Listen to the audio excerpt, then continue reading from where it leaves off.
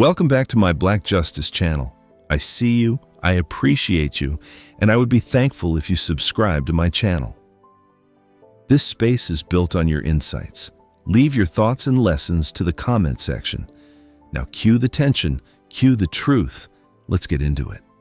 The cruelest thing Diara did was leave me the same day I got laid off, look me in the eyes in a cold parking lot, and say, "I'm done. You're nothing without your job." Like the years we built meant nothing the second my paycheck stopped. She didn't argue, didn't hesitate, didn't even pretend to care. She just took my spare keys, tossed a prenuptial agreement onto my windshield like a receipt, and walked away with the kind of calm you only have when you've been planning your exit for a long time. Here's how it happened. The day Diara Bennett left me was the same day my badge stopped working. Security walked me out of the glass lobby in Cleveland like I had stolen air, even though I had given that company 12 straight years. I told her, steady, that I'd been laid off. She stood in the parking lot with her coat cinched tight, tapping acrylic nails against her phone case, a habit she had whenever she was about to lie.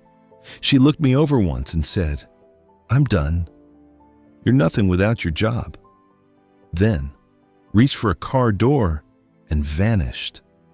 Lake Erie wind cut through my suit, and traffic hiss on asphalt along Superior Avenue. Diara didn't walk to my car to comfort me. She walked to take control. She reached into my hand, plucked my spare keys like they were hers, and slid them into her tote without asking. Then she flung a thick envelope across my windshield, where it caught under the wiper and shuddered in the sleet. My name sat on it in her neat handwriting, neat as a label. I opened it with numb fingers and found a prenuptial agreement already signed, already waiting. If you've ever been discarded the moment life got hard, keep watching, because what happened next flipped everything, and the way he stayed calm is the real lesson. The prenup was signed 8 years earlier, dated the week after our honeymoon. As if love belonged in a cabinet. I remember that night at our kitchen table, Diara smiling too brightly while her nails clicked until I agreed. She called it responsible, like romance was an accident to insure. In the lot. I understood she had been preparing for my worst day long before it arrived. I stared at the gray sky, ashamed at how often I mistook calculation for ambition. I slid the papers back into the envelope and held it against my chest like a fresh bruise. I took the 55 bus home because I did not trust my hands on the steering wheel. The heater rattled, windows fogged, and a woman in a church hat hummed under her breath like she was holding herself together. We lived above a laundromat near Kinsman, where dryers thumped through the night and detergent clung to the stairwell. The door was unlocked, but the apartment was emptied of her scent. Diara's closet side was bare, hangers lined up like soldiers. My coffee mug sat alone on the rack, taunting. Even the silence sounded practice, like her decision. I dropped the prenup aside, stacked bills, and tried to follow my routine anyway. Rinse hands, fill kettle, grind beans, breathe. Halfway through, I realized I was making coffee for 2 out of muscle memory, and that small mistake hurt more than the layoff. I sat on the couch and let memories arrive in jagged pieces. At our anniversary dinner in Shaker Heights, she counted the tip out loud. On vacation at Puddin Bay, she tracked every expense while I watched the water. It was ambition, because admitting it was strategy felt worse. I should have listened earlier. By morning, my pride felt like a stone in my ribs. I walked a corner store on E79, bought a newspaper I did not read, and stood under the awning while sleet leaned sideways. I kept checking my phone, not for an apology, but to see if the world still had rules. My father used to wake me at dawn for runs, no excuses, telling me traction matters more than comfort. I used to roll my eyes and jog anyway. I wished I had asked him how to rebuild when you were tired of rebuilding, for real. Around noon, my phone buzzed with an unfamiliar number. I almost let it die. I, convinced nothing good could reach me in that apartment. A calm woman introduced herself as Marlo Gaines, attorney with Dunbar, Kersey, and Pike, calling about the stay of my great-uncle, Ellington Bennett. I had met Uncle Link twice at funerals, always quiet, always watching. Marlo said, carefully, that I was the sole heir. Then she added the figure. Approximately $500 million. The laundromat dryers below thumped like distant drums as my mind tried to stay upright. I laughed once, then felt nothing else. Marlo asked if I was somewhere safe, if I could write down steps, if I had identification ready. Her voice did not sound like a scam. It sounded like procedure. After we scheduled a meeting, I sat on the floor with my back against the couch and stared at the prenup. Suspicion crawled in. Has De'Ara known? Was that why she watched my promotions like weather reports? I remembered Uncle Link handing me a small wooden box when I was 16, telling me patience is a weapon. Back then, I smiled. Now those words landed like a lock clicking shut. I opened my laptop and searched my uncle's name until my eyes burned. There were old articles about a logistics company he sold, a scholarship fund he never advertised, and a shipping technology firm headquartered in Atlanta. Nothing flashy, no scandals. Just quiet accumulation that made the inheritance feel more real, and it made De'Ara's timing feel uglier. I forced myself to breathe through the nausea and wrote a list in my journal the way I used to write shift notes. Verify, secure, separate, protect. Celebration could wait. Protection could not. I had ignored red flags because I hated conflict. The next morning, I walked into Dunbar, Kersey, and Pike, hand steady, stomach knot. Marlo slid a folder across a table. That smell like lemon cleaner and fresh paper. She explained the trust in plain language. Assets diversified, properties in 3 states, controlling shares in the Atlanta firm, and cash placed to minimize chaos. My role was beneficiary and decision maker, but only after verification, a financial education course, and independent counsel of my choosing, did I respect that my uncle had built guardrails, even for me. When Marlo asked about my marital status, I answered once and did not elaborate. On the way home, I stopped at a public library and called Keziah Rowe, a family law attorney my cousin recommended. Her voice was soft but direct. She asked for the prenup, the timeline, and whether De'Ara had moved money. Then she told me the first rule. Stop explaining yourself to someone who already decided your value. That evening, I boxed De'Ara's leftover things without drama.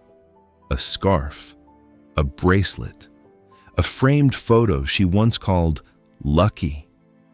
I labeled the box with her name and the date she left, and slid it under the bed like a record for proof. The first week after the layoff, I treated my days like training.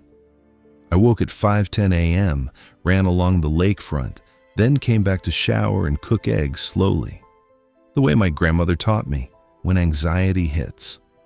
I washed dishes that were already clean because motion kept me from spiraling. I read about trust and foundations until my eyes ached, highlighting clauses. And writing questions for Marlo, I did not buy a car. I did not tell anyone about the money. I practiced sitting still with discomfort, because that was the only muscle I had neglected. De'Ara broke her silence on day 4 of the text. Are you okay? No apology, no ownership, just a question designed to collect data. I stared at it longer than I should have, then set the phone down.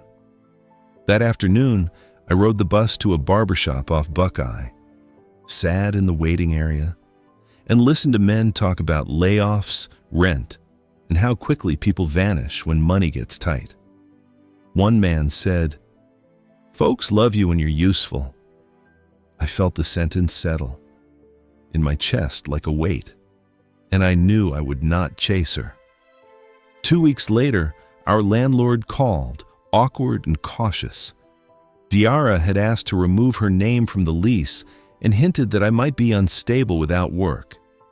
I thanked him and emailed proof of rent paid to the end of the term, plus a letter stating any changes required my signature.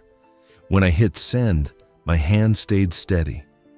In the marriage, my calm was treated like weakness. Now, it was leverage. Diara was trying to rewrite me as a problem, so her exit looked clean. That realization stung. I promised myself I would not help her lie. I saw Diara again in a coffee shop near Playhouse Square. Late afternoon, winter light thin on the tables. I arrived early and sat facing the door. She walked in with a new coat and a practiced smile. Nails clicked on a counter as she paid. When she noticed me, the smile softened, but her eyes stayed alert, measuring. She sat without asking. "Jabari," she said, voice sweet. "I just want to check on you." I nodded once. "I'm managing," I replied, and let the word end the sentence. Her eyebrows lifted like she expected a confession or a plea. Diara tried warm first. "I didn't want to leave," she said, tapping her nails against the cup, her tail. Then she shifted into practicality, talking about the economy and how couples struggle. She spoke as if our marriage was a business plan. That hit a delay. I listened, because silence makes people reveal their real goal. When she asked whether I had found anything yet, I said, "I'm handling it." Her mouth tightened. She wanted numbers, not feelings. I let her walk out without giving either, and my chest finally loosened. Outside, the city moved on, indifferent and loud anyway. Keziah filed a divorce the next week, slow and clean, because I refused to rush anything tied to my future. Diara's attorney requested mediation and implied my layoff had confused me. Keziah replied, "We would proceed under the terms so late drafted and presented." Diara called, then called again. I let every call go to voicemail and listen once, saving each message like a receipt.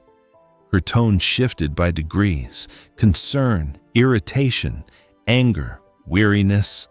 I did not debate her voice. I finished a required course, asked Marlo hard questions, and stayed quiet around people who live for gossip daily. The Atlanta firm needed a shareholder meeting by early spring. I flew down in March with one carry-on, wearing a charcoal suit in the airport. Families rushed and travelers barked into headsets. Proof the world never pauses for heartbreak. I stayed near College Park, not in luxury, because I wanted discipline to lead my choices.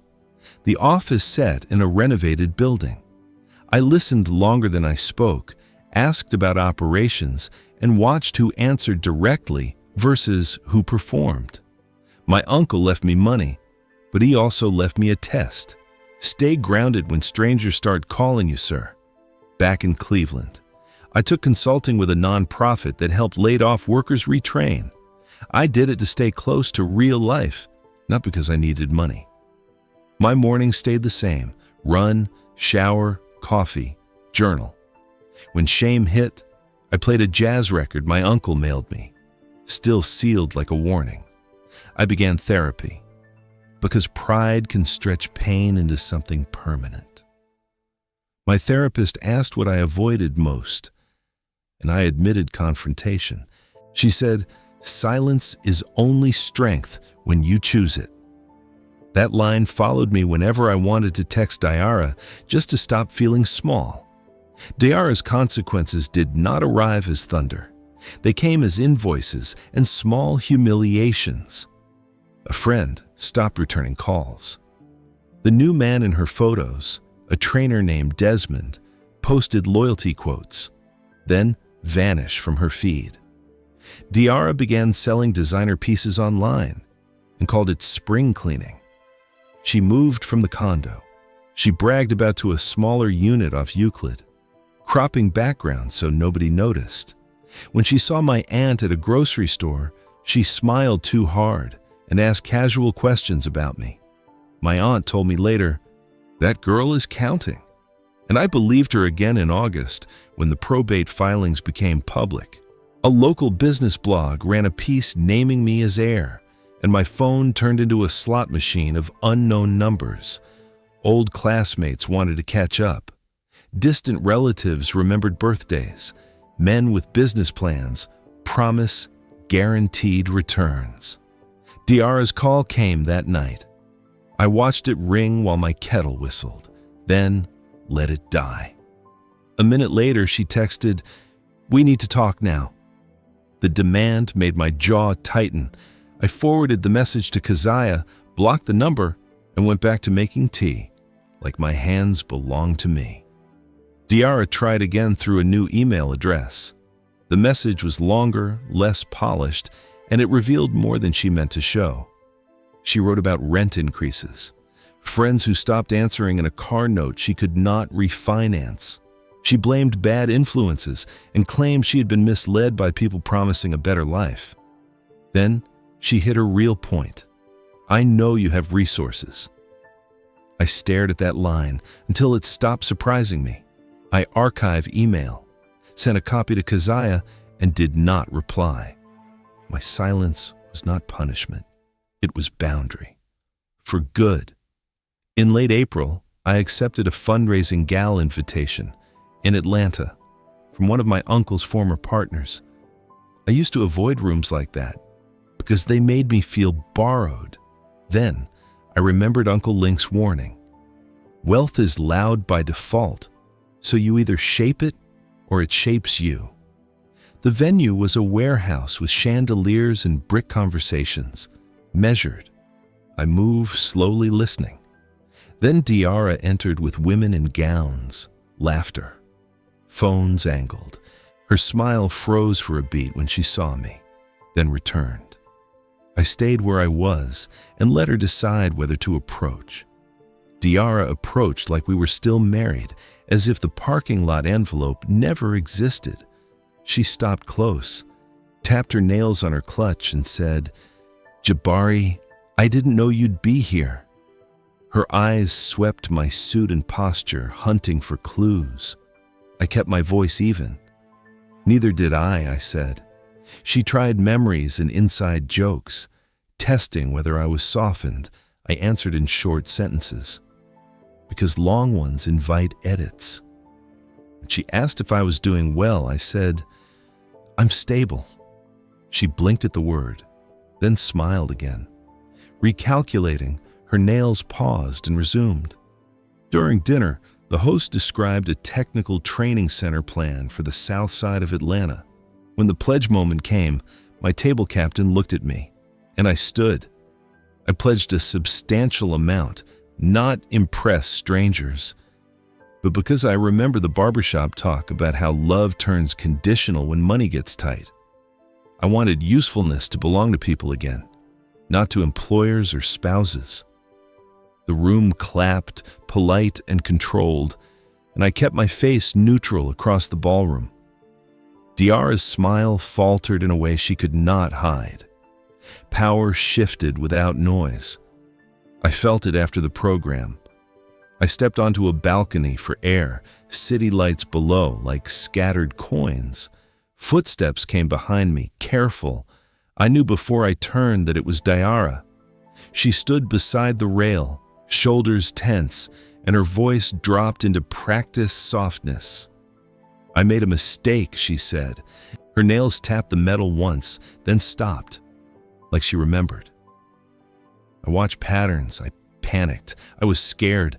I let silence stretch until it made her uncomfortable. Finally, she whispered, "Take me back." "We can fix this." Her words shook, but urgency sat underneath them, heavy as hunger. I faced her and saw a strain around her eyes, the kind makeup cannot erase. I remembered meeting her parents in Akron, her father talking about assets like children. Her mother laughed at poor people like it was harmless. Diarra has been trained to treat security like religion. She swallowed. Then the truth slipped out. "I didn't know you had options," she blurted, and her eyes widened like she could pull it back. Something in me went still. "That's the point. I said you didn't believe I was worth staying for without leverage." Her jaw tightened, and the sweetness drained completely. Diarra reached my sleeve, then stop, fingers hovering like she could not remember the last time I pulled away. "Jabari, please," she whispered, fearful under the softness. I did not comfort her. "The divorce is moving forward," I said. "We'll follow the agreement you handed me." Her face shifted, disbelief, anger, calculation. "You're going to throw away our years," she snapped. I kept my voice low. "You threw them away in that parking lot." She stared at the skyline, as if it could offer a new angle. I walked inside before my mercy turned into a mistake again. Mediation happened in June in a plane office near Cleveland. Diarra arrived in a crisp suit, hair perfect, eyes tired around the edges.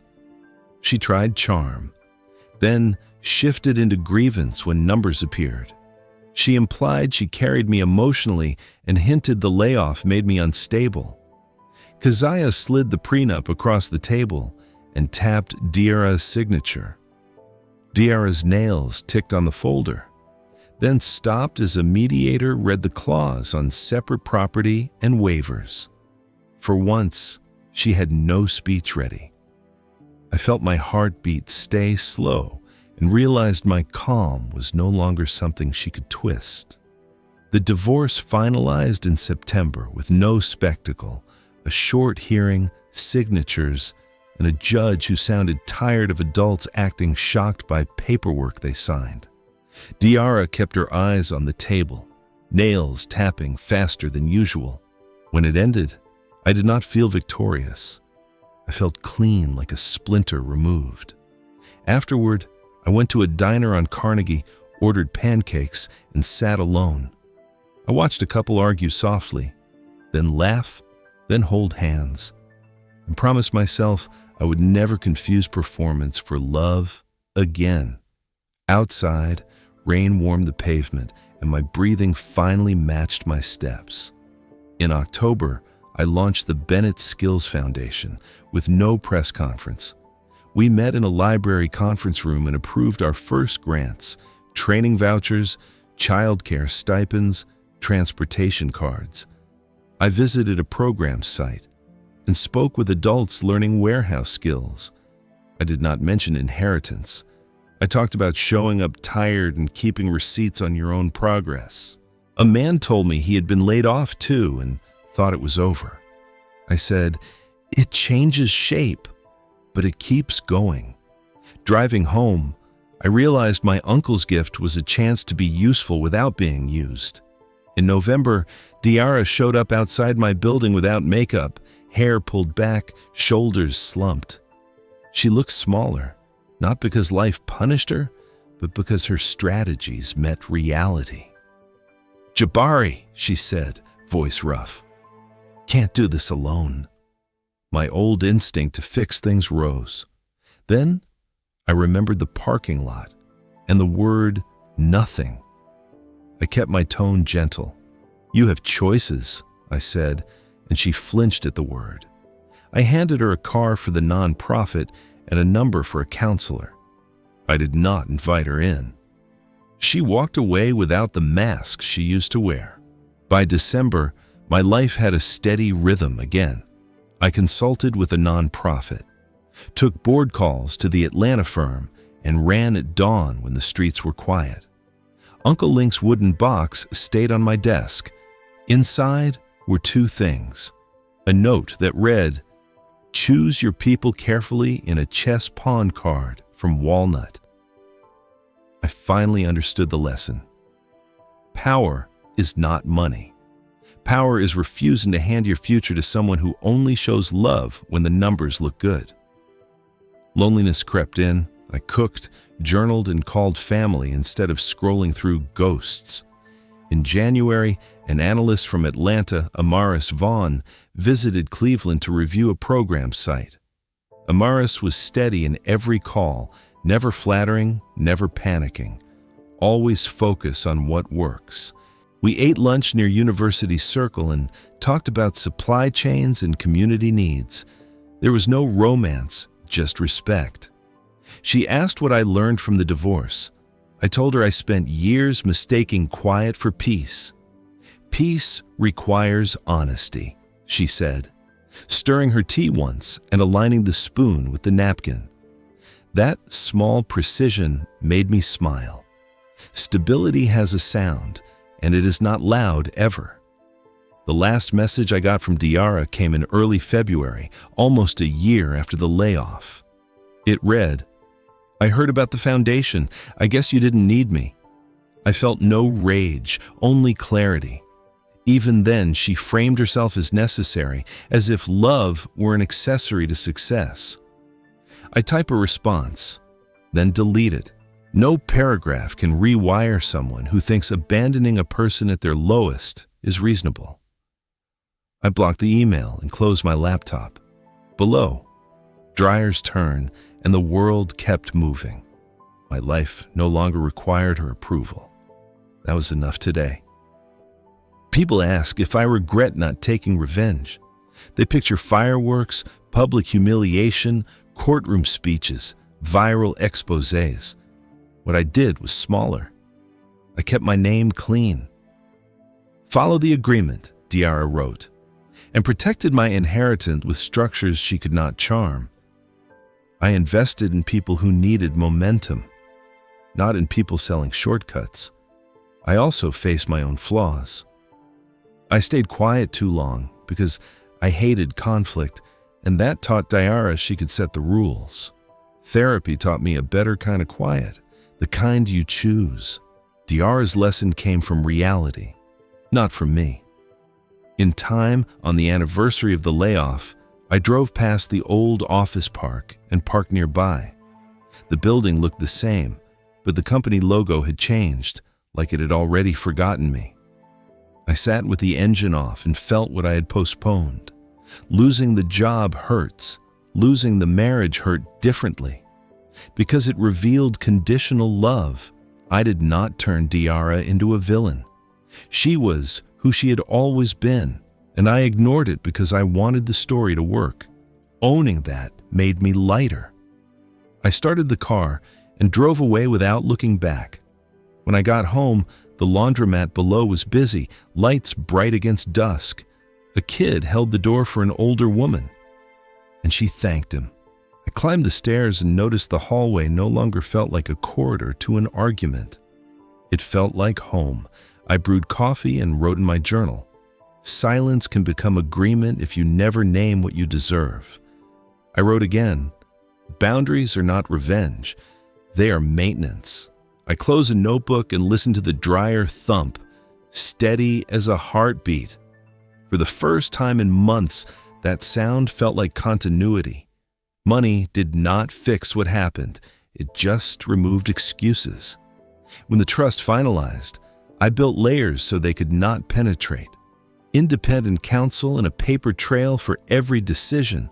I learned to say no without explaining and to pause before answering. Amaris helped me audit the Atlanta firm and clean up contracts my uncle tolerated out of loyalty. We cut waste, hired better managers, and paid people on time. At night, I walked past corner stores and listened to the street. The difference, it was simple. I no longer begged to be chosen. I chose myself quietly every day. After that, if this story hits you, drop a comment with one word: boundaries. I want to know who's choosing peace over being used. And I'll pin the realest one. Diarra never apologized in words that held weight, and I stopped waiting for it. Her cruelty was simple. She left the moment my paycheck disappeared, then reached back when she heard about the inheritance. I did not punish her. I just stopped offering my life to someone who treated love like a transaction. My mornings begin with the same ritual: shoes by the door, breath in air, coffee afterward, journal open, plans in ink. The work continues.